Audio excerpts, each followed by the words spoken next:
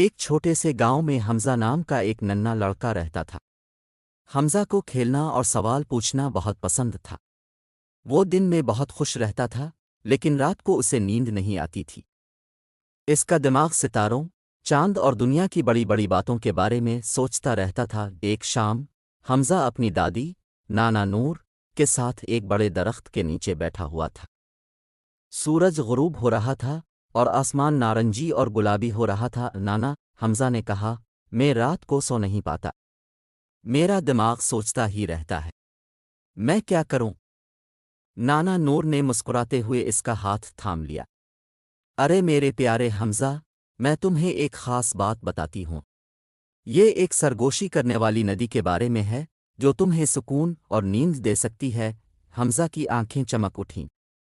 ندی؟ یہ کہاں ہے؟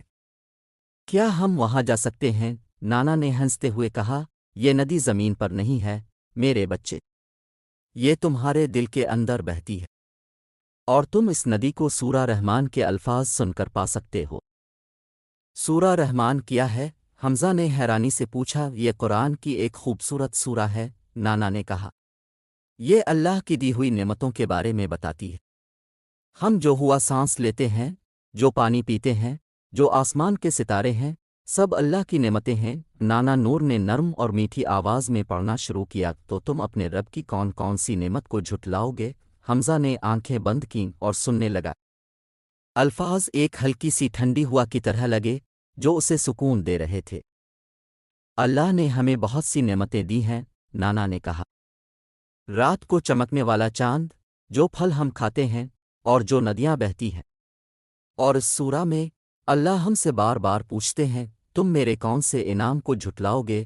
حمزہ نے آنکھیں کھول کر کہا، او نانا، میں اللہ کا ہر نعمت کے لیے شکر ادا کرنا چاہتا ہوں۔ نانا نے نرمی سے ہنستے ہوئے کہا، یہی تو بات ہے میرے بچے۔ اب چلو، سونے سے پہلے سورہ رحمان سن لیتے ہیں۔ اس رات نانا نور نے حمزہ کو بستر پر لٹایا اور اپنے فون پر سورہ رحمان چلائی۔